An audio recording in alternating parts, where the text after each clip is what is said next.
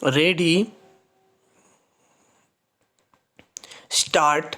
सवाल है कि जिस वक्त किसी इमारत में लिफ्ट लगाई जाती है तब इसकी पड़ताल करने में कोताही क्यों की जाती है कि लोगों के आने जाने के लिहाज से यह पूरी तरह सुरक्षित है या नहीं। कोई भी लिफ्ट अचानक नहीं गिरती है, बल्कि उसके उस हालत में पहुंचने की भूमिका पहले ही बन चुकी होती है। या तो इसका ध्यान नहीं रखा जाता कि लिफ्ट गुणवत्ता की कसौटी पर कितनी सुरक्षित है, या फिर जिन इमारतों में इसे लगाया जाता है उसके प्रबंधन इसकी जांच परख करने की ज़रूरत नहीं समझते। आमतौर पर बहुमंजिला इमारतों में घर लेने की इच्छा रखने वाले लोगों को वहां मौजूद सुविधाएं गिनाते हुए ऊपर की मंजिलों पर जाने के लिए सुरक्षित लिफ्ट पर खास तौर पर जोर दिया जाता है।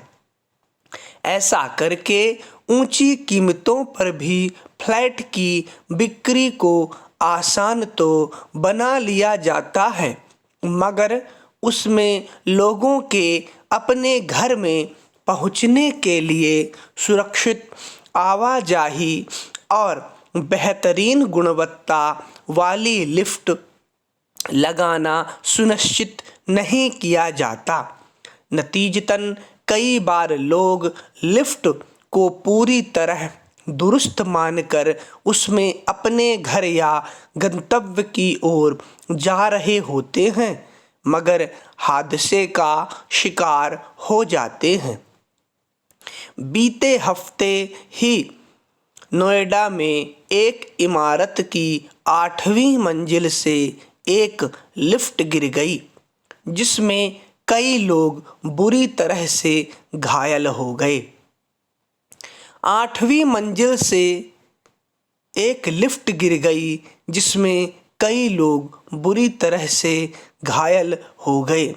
पिछले कुछ महीने के दौरान लगातार कई ऐसे हादसों में लोगों की मौत की वजह से ही हालत यह है कि बहुमंजिला सोसाइटियों में रहने वाले लोग अब लिफ्ट से आने जाने के दौरान एक डर से गुजर रहे होते हैं कि कब यह टूटकर गिर जाए या बीच में ही बंद हो जाए। उत्तर प्रदेश सरकार ने इस संबंध में एक सख्त कानून बनाने की बात कही है, मगर ज़रूरत इस बात की है कि हर स्तर पर सुरक्षित होने की कसौटी पर खरा उतरने के बाद ही किसी इमारत में लिफ्ट लगाई जाए और उसके रखरखाव को लेकर कोई कोताही बर्दाश्त नहीं की जाए। हादसे के बाद होने वाली जांच या कार्रवाई से नाहक जान गंवाने वाले लोगों का जीवन वापस नहीं लाया जा सकता।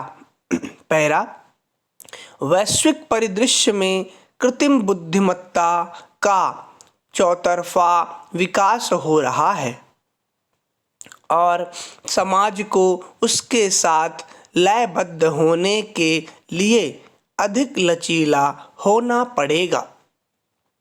एक काल्पनिक विज्ञान कथा से आगे निकलकर वास्तविक दुनिया में कृत्रिम मेधा, स्वयं रचनात्मकता और वैज्ञानिक खोज के बूते समाज को न केवल ज्ञात चीज़ों को बेहतर बनाने बल्कि कल्पनातीत चीज़ों को भी करने में सक्षम बनाता है।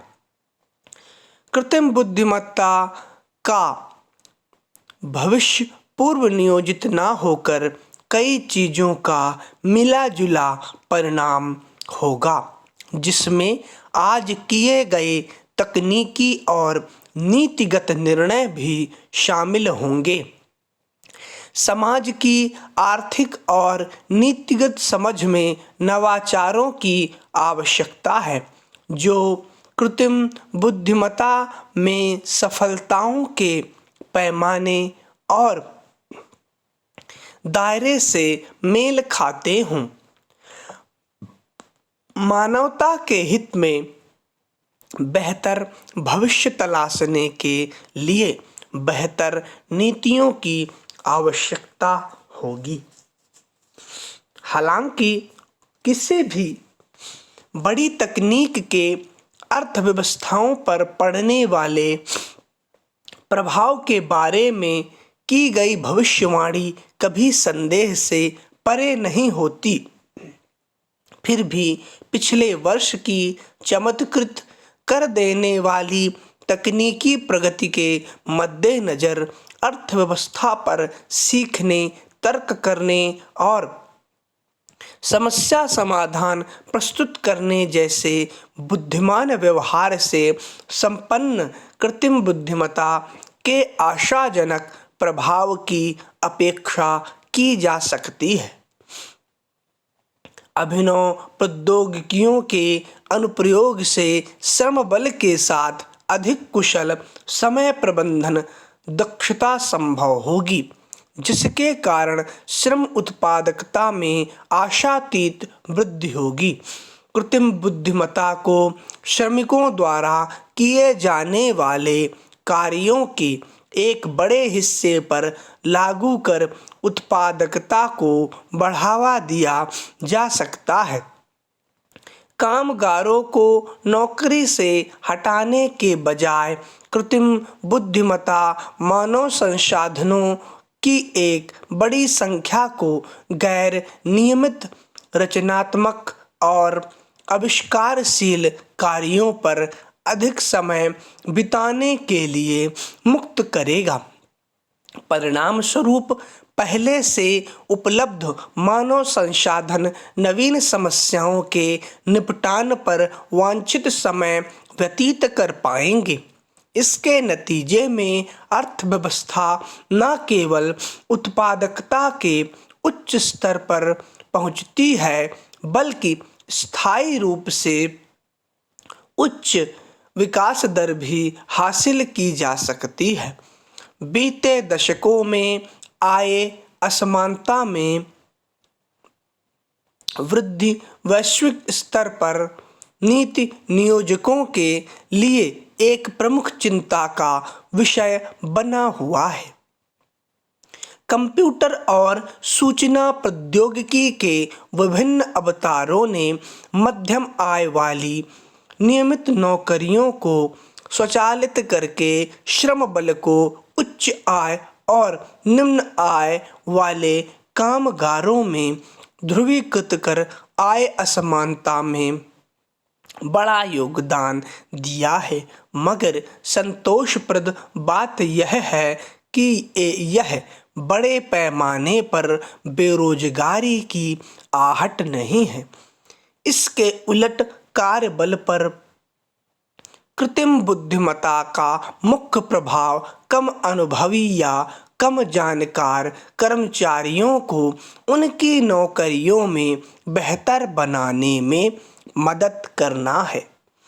कॉल सेंटर में उपभोक्ता सहायता जैसा जटिल कार्य करने वाले एजेंटों के एक अध्ययन में पाया गया कि जिन एजेंटों के साथ कृत्रिम बुद्धिमत्ता सहायक को लगाया गया था, उनमें से सबसे कम कुशल या प्रशिक्षु एजेंटों ने सबसे अधिक उत्पादक प्रदर्शन किया।